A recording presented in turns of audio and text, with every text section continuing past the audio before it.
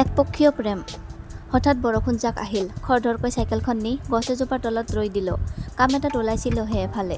হঠাৎ এই বৰষুণ জাক। তেনেতে ওচৰতে বগা গাড়ী এখন ৰলেহি। চিনেমাৰ দৰে ওখ জোতা এযোৰৰ সৈতে তুমি নামি আহিলা। বগা চুৰিদাৰ, মৰম লগা এখনি মুখেৰে সৈতে সেয়াচোন মোৰ সপোন পৰি। বৰষুণত তিতিবলৈ ধৰিলা তুমি দুহাত মেলি।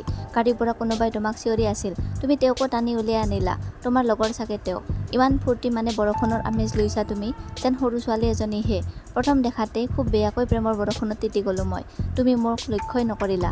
আচলতে লক্ষ্য কৰিব লগা বিধৰ মই নহয়েই। সাধাৰণ এখন ঘৰৰ সাধাৰণ ল'ৰা এটা মই। ফুলৰ দোকান এখনত কাম কৰোঁ। যিকেইটা পাওঁ তাতে আমাৰ 4জনীয়া পৰিয়ালটো চলি যায় যেনে তেনে। মা, মই আৰু ভণ্টি দুজনী। ৰাতিটো টোপনি নাহিলে মাথো বিজুলীৰ চমকৰ দৰে তোমাকেই দেখি থাকিলোঁ। আকৌ এবাৰ তোমাক চাব মন গ'ল। বাৰে বাৰে যেন তোমাক চাই ৰম। বাওনা হৈ চন্দ্ৰলৈ হাত মেলিব খুজিছোঁ। নাজানো কিয় তোমাৰ মুখখন পাহৰিব নোৱাৰিলোঁ।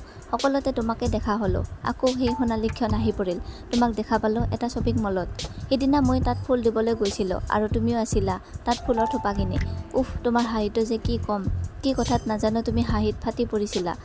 তোমাৰ কোমল মাতটো শুনা পালোঁ। হিয়া হাত পৰি গ'ল। বুকুখন দূৰে দূৰে কঁপিব ধৰিলে। অনামী অনুভূতি এটা ডলা দি গ'ল। মই আৰ চকুৰে তোমাকেই চাই থাকিলোঁ। তুমি ফুলৰ থোপাটো হাতত লৈ গুচি গ'লা। এনে লাগিল যেন তুমি যোৱাৰ বাটত ফুল ছটিয়াই দিম। কি হৈছে বাৰু মোৰ? কিয় ইমান আকৰ্ষণ? কি নাম ইয়াৰ? প্ৰেম, আন্তৰিকতা নে আন কিবা? কিয় মই তোমাৰ প্ৰতি ইমান দুৰ্বল হৈ গৈছোঁ? ঘৰলৈ আহি মাৰ হাতত দিনটো পোৱা টকাকেইটা গুজি দিলোঁ। মাৰ মুখেৰে সন্তুষ্টিৰ হাঁহি এটি বিয়পি পৰিল। গৰম গৰম ভাতকেইটামান মোলৈ আগবঢ়াই দিলে। তৃপ্তিৰে খালোঁ।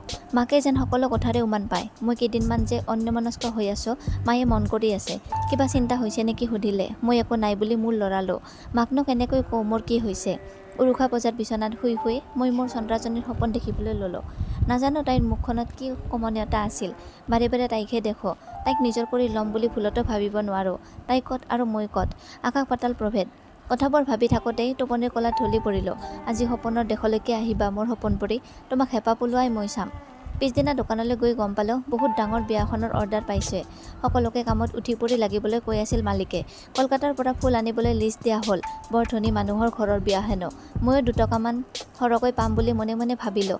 হওক তেওঁ ভনী দুজনীৰ অৰ্ডাৰবোৰ পূৰাব পাৰিম। মালৈও নতুন কাপোৰ এসাঁজ ল'ব লাগিব। ময়ো যে কি ভাবিব লৈছোঁ। নিজৰ মূৰতে টকৰ এটা মাৰি আগুৱাই গ'লোঁ। কাইলৈৰ পৰা কাম আৰম্ভ হ'ব। 3 দিনমান কাম হ'ব তাত। কাইলৈ মই নগ'লেও হ'ব। ফুলবোৰ যেতিয়া কলকাতাৰ পৰা আহি পাব তেতিয়া গ'লেও হ'ব। দোকানৰ মালিকজন ভাল। মোৰ দৰে দুখীয়া ঘৰৰ ল'ৰা কেইজনমানক দোকানত ভৰাই কাম শিকাই লৈছে। বিহুৰ সময়ত অলপ সৰহকৈ টকাও দি আহিছে। তেওঁ মোৰ দৰে ল'ৰাবোৰৰ বাবে ভগৱানৰ নিচিনা। কোনো কথাতে গালি গালাজ নকৰে। আনকি আমাক হোটেল এখনো ঠিক কৰি দিছে খোৱা বোৱা কৰিবলৈ। নতুন বছৰ সোমালে কৰ্মীকেইটাক মটৰচাইকেল একোখনকৈ দিম বুলিও কথা দিছে। মই মটৰচাইকেলখনৰ সলনি অলপ টকাকে দিবলৈ কৈছোঁ। ঘৰখন পাৰিলে পকা কৰিব লাগিব। কিমাননো ভগা ঘৰটোত ৰাখিম মা ভণ্টিহঁতক। সপোনটো বহুত আছে। নাজানো কেনেকৈ পূৰণ কৰিম এই সৰু কামটো কৰিয়েই। ঘৰলৈ গৈ ভণ্টিক মোৰ কাপোৰ দুযোৰ ভালকৈ ধুই জাপি থ'বলৈ ক'লোঁ। পৰহিলৈ এঠাইত কামত যাব লাগিব যে সিহঁতক ক'লোঁ।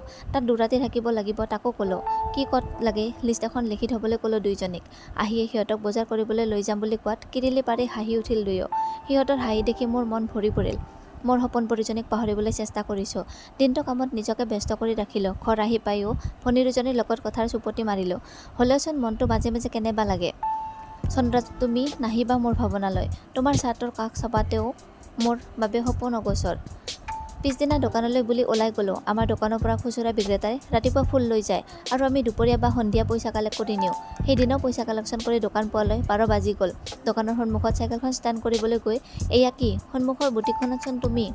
চিচাৰ গ্লাছখন ঠেলি তুমি ভিতৰলৈ সোমাই গৈছা। বুকুখন কিবা লাগি গ'ল। জোৰেৰে চাইকেলখন ষ্টেণ্ড কৰি থলোঁ। দোকানলৈ সোমাই গৈ তোমাক কেনেবাকৈ দেখা পাওঁ নেকি চালোঁ। নাই, ইমান দূৰৰ পৰা একোকে নেদেখি। বুটিকখনলৈকে যাওঁ বুলি ভাবিলোঁ। কিন্তু কি বুলিনো যাম। বুটিক চলোৱা বৌজনীৰ লগত সিমান ভাল চিনাকিও নাই। মাত্ৰ 2 এষাৰ কথা পতা হয় মাজে মাজে। ভালনে বেয়া খবৰ লোৱা হয়। নাই আৰু ৰ'ব নোৱাৰিলোঁ। মনটোক বুজাব নোৱাৰিলোঁ। মন্ত্ৰমুগ্ধৰ দৰে বগা গোলাপ এপাহ হাতত লৈ বুটিক পালোগৈ। বুকুখনৰ ধপ ধপ শব্দ মই স্পষ্টকৈ শুনা পালোঁ। নাজানো কি যাদু কৰিলা তুমি। আজি ইমান কাষত থাকিও দূৰত তুমি। বৌ বহি আছিল। মোক দেখি মাত লগালে। কিয় আহিছ সুধি বহিবলৈ চকীখন আগবঢ়াই দিলে। ময়ো মিছা মাতিলোঁ। এনেই আহিলোঁ। আপোনাৰ লগত ভালকৈ চিনাকি হোৱাই নাই নহয় বৌ বুলি কৈ ফুলপাহ দি দিলোঁ। বৌৱে নিজৰ কথা ক'বলৈ ধৰিলে। ক'ত ঘৰ কি কথা, কিন্তু মোৰ কাণত একোকে নুসুমাল। চকু দুটাই মাথো মোৰ পৰিজনীক বিচাৰি ফুৰিল। তেওঁ কাষৰ সংলগ্ন কোঠালিটোত আছিল। তেওঁৰ এষাৰি মাত শুনিবলৈ কাণখনক সজাগ কৰি থলোঁ। কিন্তু নাই, একো শুনা নাপালোঁ। কাষৰ ৰুমৰ পৰা ক'ত শব্দ বাহিৰলৈ ওলাই আহিব। হ'লেও বহি থাকিলোঁ তোমাক এবাৰ চাইহে যাম বুলি। অলপ সময়ৰ পিছত কথা পাতি তেওঁ ওলাই আহিল বুটিকৰ কৰ্মচাৰী দুজনীৰ লগত। আহি মোৰ কাষ পালেহি। ইমান কাষত থিয় দি ৰলাহি তুমি। হৃদয়ৰ স্পন্দন বাঢ়ি গ'ল মোৰ। দুচকু মুদি তোমাক অনুভৱ কৰিলোঁ। বৌক ক'লে তেওঁৰ পোচাকযোৰ ফিটিং নহ'ল হেনো। কাইলৈ ঠিক কৰি থ'বলৈ কৈ মোৰ সপোন পৰি গুচি গ'ল। বৌও ব্যস্ত হৈ পৰিল আৰু ময়ো ওলাই আহিলোঁ। মই ওলাই অহালৈ পুৰীৰ গাড়ী বহুত দূৰ পালেগৈ। বুকুখন কেনেবা লাগিল। মইনো কি খন কৰি আছো বুলি নিজকে গালি দিলোঁ। পিছদিনা পৰি আকৌ আহিব, কিন্তু মই লগ নাপাম বুলি দুখ লাগিল। সপোনৰ সপোন দেখিবলৈ লৈছোঁ, যেতিয়া হৃদয় ভাগিব বহুত কষ্ট হ'ব। ৰাতিপুৱা সোনকালে উঠি গা ধুই নাকে কাণে গৰম ভাত কেইটা গুজি সাজু হ'লোঁ। দোকানৰ ভেনখন ইতিমধ্যে আহি ৰৈ আছিল সেই পদূলিত, আৰু 4জন কৰ্মচাৰী আহিছে মোক সহায় কৰি দিবলৈ। আমাৰ যাত্ৰা আৰম্ভ হ'ল। 2 ঘণ্টামানৰ পিছত আমাৰ গাড়ীখন গৈ এটা বৃহৎ ঘৰ বুলি ক'লে ভুল হ'ব, সুসজ্জিত অট্টালিকাৰ সন্মুখত আহি ৰ'ল। মোৰ মুখ মেল খাই উঠিল ঘৰ দেখি। ইমান বৃহৎ ঘৰ। লগৰ এটাই ক'লে মজা লাগিব চহকী মানুহৰ ঘৰৰ বিয়া, যি মন যায় তাকে খাবলৈ পাম। হ'ব বল বুলি ভেকাহি এটা মাৰি আমি আগবাঢ়িলোঁ। ইতিমধ্যে বিয়াৰ পেণ্ডেল তৰা হৈ গৈছে। আমাৰ কাম ফুল লগোৱা। ফুল 2 ট্ৰাক কলিকতাৰ পৰা আহি পালেহি। আমি আগবাঢ়ি গ'লোঁ। গেটত থকা দৰৱানজনে আমাক দেখি আগবাঢ়ি আহিল আৰু আমাক থাকিবলৈ দিয়া ৰুমটো দেখুৱাই দিলে। তলৰ মহলাত এলানি সৰু সৰু কোঠালি আছে। তাৰে এটা কথা আমাক থাকিবলৈ দিলে। কোঠালিৰ লগতে বাথৰুম সংলগ্ন আছে। মনতে ভাবিলোঁ কোঠালিবোৰ চাগে কাম কৰা মানুহ থাকিবলৈ বনোৱা। মুখ হাত ধুই আহোঁ মানে চাহ আৰু বিস্কুট আহি পালেহি। চাহ খাই আমি কমলৈ আহিলোঁ। এফালৰ পৰা ফুল লগাই গৈ আছোঁ, ক'ৰবাত তৰা বনাই আৰু ক'ৰবাত লানিকৈ লগাই গৈ আছোঁ। কামৰ যেন অন্ত নহ'ব। ইমান ডাঙৰ পেণ্ডেল, তাৰ উপৰি ৰুমে ৰুমে লগাবলৈ কৈছে আৰু চাদৰ ওপৰতো লগাব লাগিব। ফোন কৰি আৰু কেইজনমান সহায়কাৰী লাগে বুলি মালিক খুৰাজনক ক'লোঁ। কামৰ মাজতে খোৱা হৈ থাকিল। খোৱাৰ একো অভাৱ নাই, যি মন যায় তাকে খাব পাৰি। ইমান বেছি খৰচ কৰিছে বিয়াখনত, আচৰিত লাগিল। আমাৰ নিচিনা মানুহৰ থাকিবলৈ এখন ঘৰ নাই, আৰু ইয়াত পইচা পানী কৰা দেখি আচৰিত হ'লোঁ। কাম কৰি শুবলৈ যোৱালৈ 3 বাজি গ'ল। বিচনাৰ পৰা মাত্ৰকে ভাগৰে হেঁচা মাৰি ধৰিলে। আকৌ এটা নতুন ৰাতিপুৱা হ'ল। সাৰ পাওঁতে 6 বাজিল। মুখ হাত ধুই বাহিৰলৈ ওলাই আহিলোঁ। বিয়াঘৰত ব্যস্ততা আৰম্ভ হৈ গ'ল। চাহ একাপ খাবলৈ অস্থায়ীকৈ সজা ৰান্ধনী ঘৰ পালোগৈ। চাহ একাপ লৈ কাৰিকৰ এজনৰ লগত কথা পাতিবলৈ লাগিলোঁ। তেওঁৰ পৰা গম পালোঁ একমাত্ৰ জীয়ৰীৰ বিয়া, সেইবাবে ইমান ধুমধামেৰে পাতিছে। দৰা লণ্ডনত থাকে। বিয়াৰ পিছত কইনাও তাতে বাসিন্দা হ'বগৈ। তেনেতে কথা পাতি থাকোঁতে কইনাৰ দেউতাক আহিল। কাৰিকৰৰ লগত কথা পতাত লাগিল। কি ক'ত বনাব লাগিব নিৰ্দেশ দিলে। মোলৈ চাইও কি কামত লাগি আছো সুধিলে। মই ক'লোঁ ফুল লগোৱাৰ দায়িত্বত থকা কথা। মাজনীৰ ৰুমটো ভাল চাই ফুল লগাই দিবা বুলি কৈ তেওঁ গ'লগৈ। নাজানো মনটো কিয় অশান্ত। হাজাৰ ব্যস্ততাৰ মাজতো তোমাৰ ভাৱনাই ডোলা দি যায়। ক'তনো আছাগৈ তুমি? তোমাক এবাৰ চাবৰ মন যায়, চুবৰ মন যায়। সপোন নে দিঠক তুমি? নাজানো কি হৈছে আজি মোৰ। মনটো কিবা কিবি লাগিছে। কামত মন বহুৱাব পৰা নাই। সহায়কাৰী কেইজনো আহি পালেহি। কেনেদৰে ক'ত কি লগাব লাগিব বুজাই দিলোঁ। তেওঁলোকক চাদৰ ওপৰত ফুল লগাবলৈ ক'লোঁ। বিশেষ কষ্ট নহয়, মাত্ৰ নাৰ্জী ফুলবোৰ দীঘলীয়াকৈ চিলাই তললৈ নমাই দিব লাগে। তেওঁলোক কামত লাগি গ'ল। বিয়াৰ মণ্ডপৰ কাম ইতিমধ্যে সম্পূৰ্ণ হ'ল। বাকী থাকিল কইনাৰ ৰুমত ফুল লগাবলৈ। বাছি অৰ্কিড আৰু সৰু সৰু ৰঙা গোলাপ ফুলবোৰ ল'লোঁ। কইনাৰ ৰুমটোত দেখুৱাই দিবলৈ মানুহ এজনে আমাক লৈ গ'ল। ঘৰৰ ভিতৰলৈ এয়ে প্ৰথম সোমালোঁ। টিভিত দেখুওৱাৰ দৰে সুন্দৰ সাজ-সজ্জাযুক্ত কোঠালিবোৰ। কোঠালি আভিচিত্ৰ চিন সুস্পষ্ট হৈ ওলাই আছিল। দামী আচবাবপত্ৰৰে ৰুমবোৰ ভৰি আছিল। আমি গৈ 2 নম্বৰ মহলা পালোগৈ। 2 নম্বৰ মহলাৰ ৰুম এটাৰ সন্মুখত গৈ মানুহজন ৰৈ গ'ল। দৰজাখন খোলা আছিল। লাহেকৈ ঠেলা মাৰি দিয়াত মেল খাই গ'ল। দৰজা খুলি হাঁহিৰ জাক এটাৰ সন্মুখীন হ'লোঁ। কইনাৰ সখীসকলে কইনাক বেৰি লৈ সজাই আছিল, আৰু কিবা কথাত তেওঁলোকে হাঁহিত ফাটি পৰিছিল। চঞ্চলা পখিলাৰ জাক এটা যেন লাগিছিল সকলোকে। ফুল লগাবলৈ আহিছ বুলি গম পাই তেওঁলোক ওলাই আহিবলৈ যো-জা কৰিলে। কইনাগৰাকী সেউজীয়া গুণাৰ ফুল দিয়া কাপোৰ এযোৰ পিন্ধি আমাৰ ফালে পিঠি দি আইনাৰ সন্মুখত বহি আছিল। তেওঁ উঠি আহিল হাঁহি এটি মাৰি। আৰু এয়া কি দেখিছোঁ মই? নিজৰ চকুকে যেন বিশ্বাস কৰিব পৰা নাই মই। এয়াচোন মোৰ সপোন পৰি, মোৰ চন্দ্ৰাজনী। হাতৰ ফুলবোৰ যেনে তেনে পৰি নোযোৱাকৈ ধৰি ৰাখিলোঁ। আমালৈ চাই হাঁহি এটা মাৰি তেওঁলোক ওলাই গ'ল, আৰু মই ৰৈ পৰিলোঁ একেই জেগাতে। বুকুখন কেনেবা লাগিল। এক বুজাব নোৱাৰা ভাৱত বুকু মোহৰ খাই গ'ল। ঠাইতে বহি পৰিলোঁ মই। তাৰমানে কালিৰ পৰা চন্দ্ৰাৰ বিয়াৰ কামকে কৰি আছিলোঁ, একো গম নোপোৱাকৈ। এনেকুৱা পৰিস্থিতিৰ সন্মুখীন হ'ম বুলি জনা নাছিলোঁ। চন্দ্ৰাক এনেকৈ লগ পাই যাম বুলি ভবা নাছিলোঁ।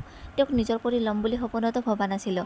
সিমানখিনি দৃষ্টতা নাই মোৰ। হ'লেও এনেকৈ তেওঁৰ বিয়াত ময়েই মণ্ডপ সজাব লগা হ'ব বুলি ভুলতো ভবা নাছিলোঁ।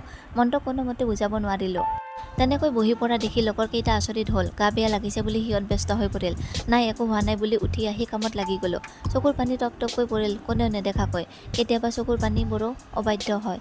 আজি তোমাৰ কোঠালিটো সজাই তুলিম মোৰ টপত চকুলোৰে, তুমি নজনাকৈয়ে। ৰুমটো চকুত লগাকৈ সজাই পৰাই তুলিলোঁ আমি। কাম শেষ কৰি চাদৰ কাম সম্পূৰ্ণ হ'লনে চাবলৈ গ'লোঁ। চাদৰ মানুহে ভৰ্তি হৈ আছে। চন্দ্ৰাও আছে সকলোৰে মাজত বহি। মেহেন্দি লগাই আছে সখীসকলে তেওঁক। সূতা এটাৰ আঁৰ লৈ চন্দ্ৰালৈ চাই ৰ'লোঁ।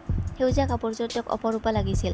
সোণালী ৰঙৰ বুটা বচা গুণাবোৰ যেন আকাশৰ তৰাৰ দৰে হৈ দুগুণ শোভা বঢ়াই তুলিছিল মোৰ সপোন পৰীৰ। তেওঁক খুব সুখী যেন গম পোৱা গৈছিল।